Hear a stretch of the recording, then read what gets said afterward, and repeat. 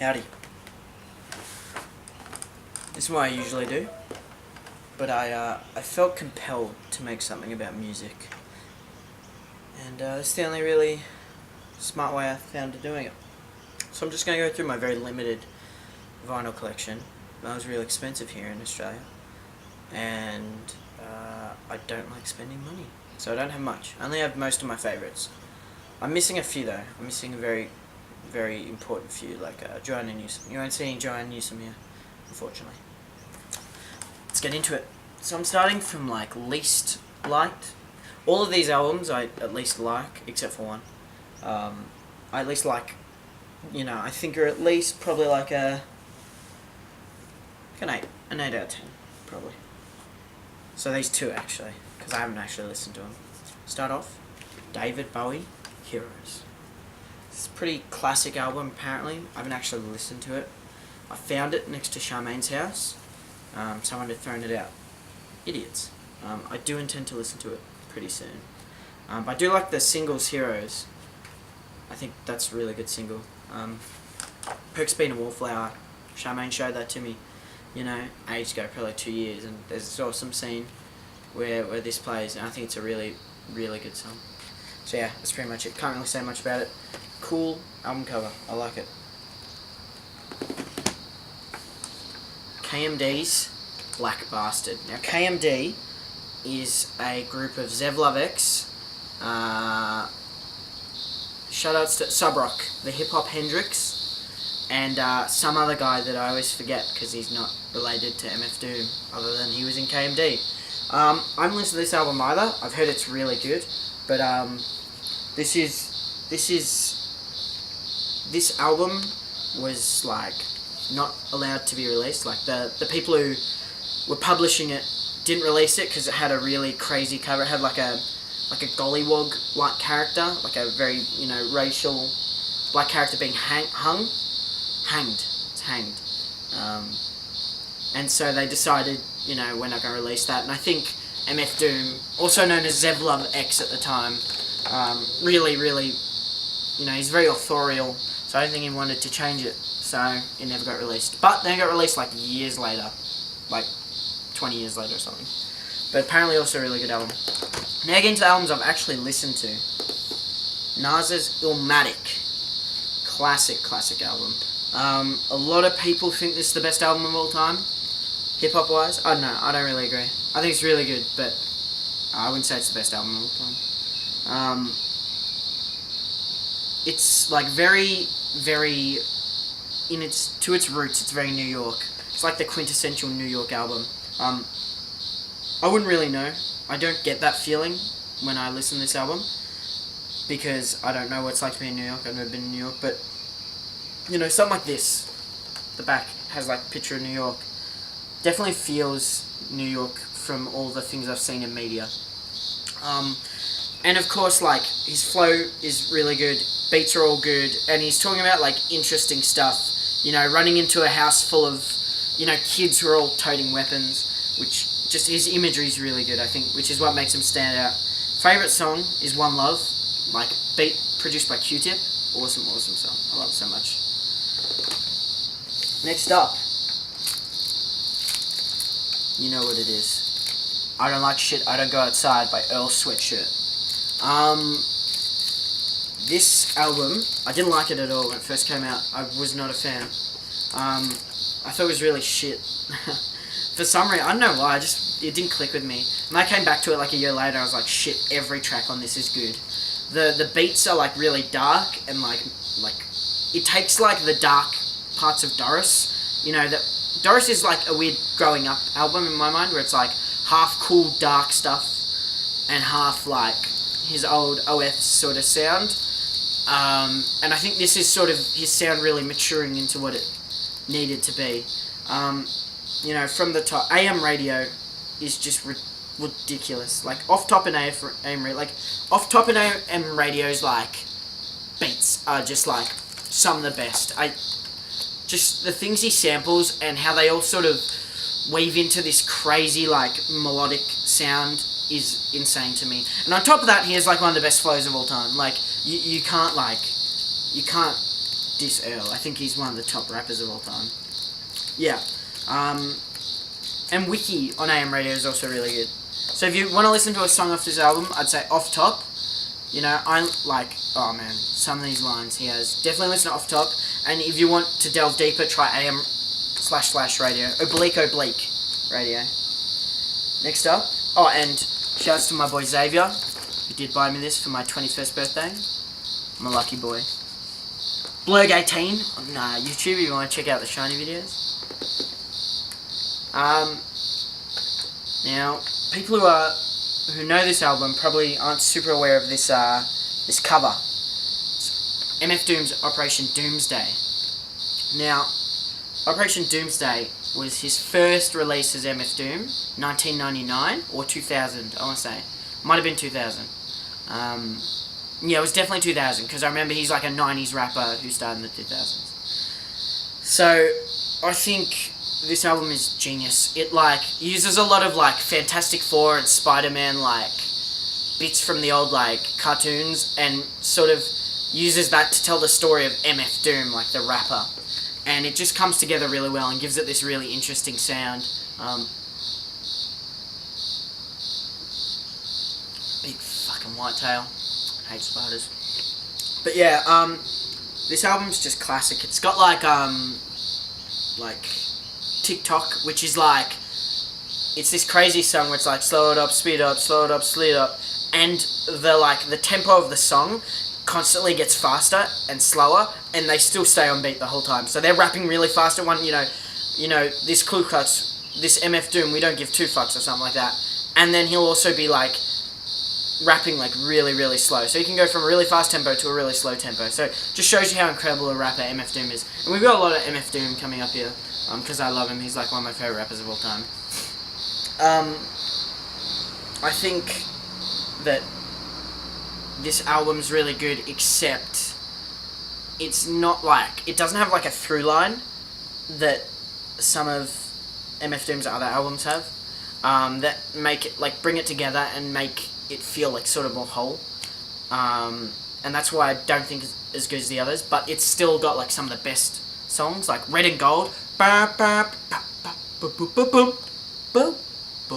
that beat is crazy. It's such a weird thing because that beat makes me nostalgic, and that's what it's supposed to be like. I think that's my interpretation at least. Song's supposed to make you feel nostalgic about things. No, it starts off like I remember when last past November when Crown Tin's face got pounded in with the Timberlands. Like, it's supposed to bring you back to a sort of time, and that's, I think it instantly takes you back with that, like, old, weird sound that has. I think Ren Gold's the song to listen to if you want to get into this album. Next up, I think MF Doom's best solo project, Food. That is Madlib Under the Table, actually, if you look closely. So yeah, this is the first MF Doom project I ever heard. Hoe Cakes was the first MF Doom I'd ever heard, full stop, that first song. I was at a park with Xavier, the guy who gave me the other album, and he showed me this song, and it was just like, it was crazy. It was like this groovy ass beat and like these crazy like rhymes, and then he also references King Koopa, like, you know, like an actual OG reference to Bowser. You know, Japanese name is King Koopa. So it's like he's like obviously a dork. So I sort of feel, you know, passionate about him in that way. These cicadas, I hope they're not fucking up my sound. That would be very grim. Oh well. But yeah, like this whole album, every song is good except for the, you know, Poop Up Platter, Philato Rapper, Gumbo, and Fig Leaf Bicarbonate, which are all in one row. I don't know why you put them all in one row. Like, if you spaced them out, I could take it, but that whole thing, that's the only thing that's not 10 for me. Those 4 tracks, I think they suck. Like, I've just listened to them once, like, you can't listen to again, I don't think. But, like, every single song on this, besides those 4, are almost 10 out of 10s in my mind. Like, raps, like, they all have really interesting like, subject matter, which is like Deep Fried Friends, about how he doesn't really trust anyone after the death of his brother. He's not trusting people. Doesn't have a phone, so you can't call him. You know, he's like, watch out for the baboons, or you'll have something about like a knife in your stab wound. I don't know. It's really good. And then he talks about like, you know, rappers who, you know, talk about themselves and tell all the shit they've done, and then they wonder why the feds are coming for them. You know, they're their own prime witness. You know, and stuff like beef rap, where he's talking about how dumb, you know, beefs are, like rap beefs are. They're just like stupid. They'll leave your mum with a reef. You know, stuff like that. It's just interesting ideas, incredible rapping, incredible beats and production, and like, you know, the basic like MF Doom sheen of everything, which is just like creative, interesting, fun. You know, 2006 MF Doom. I think it was 2006. 2007, yeah. Now, MF Doom's magnum opus. This album is so good. Like, you cannot, I don't think anyone in their right mind, and this is a call out pussy, you're an idiot. This album is fucking god. Like, it's a 10 out of 10. Like, you can't say anything else. Like, the songs on this album are just mind-boggling. It's like Madlib, one of the best producers of all time, and MF Doom, one of the best rappers of all time, at their peak. You know, this like Shades of Blue era Madlib, and, you know, what's it called? Food, MF Doom getting together and making an album. Like, no wonder it was incredible. You know, they've got every track on it, like literally every track. I don't dislike a single of the 22 tracks. You know, and I'm really easy to piss off, so that really says something. Like, every single song has an interesting flow, interesting topic of talk, interesting like rhyme scheme. Like, they all have different rhyme schemes, which is really interesting. Like, you never listen to one song and be like, oh, that sounds like the other song, because they don't sound the same. Everything sounds different and still incredible, which is what's so mind-boggling about this album. I think if you really, really want to like get into like, I think the best song to first listen to really get into this album is Fancy Clown. Now, Fancy Clown's a song about his alter ego, vaudeville villain, Victor Vaughn, the vaudeville villain, calling his girlfriend who cheated on Victor Vaughn with MF Doom in the album. So he's like talking about how he's going to beat himself up if he sees him in the street, and then it goes on about how like crazy and escalating like his like tales of how he cheated on her. Like, yeah, you know what? Give me back your Sherlin. You know, give me back your goddamn bracelet and your Sherlin. You know, I'm gonna give them to your girlfriend. You know, because I did fuck her last week, and you know, and the maid from Maryland, and your mum as well. Like, he just blows up and goes out partying. So obviously he's lying, but like, you know, he just keeps on escalating these things. I think it's just so genius. You know, and for like MF Doom like fanatics, my friend Tennessee Kubra fucker, aka Will the Star Wars mate, did come up with an interesting idea that was sort of the birth of Victor Vaughn, which I think is interesting. I think that could be a cool idea of that, if that was like the moment that started Victor Vaughn's like career. I don't know if this was before Vaudeville Villain, but if it was, that would be really sick. So yeah, I think Fancy Clown's the best song to listen to. Also, that's Madlib Under the Mask. And here we go. My favourite album that I own. Feeling Kinda Free.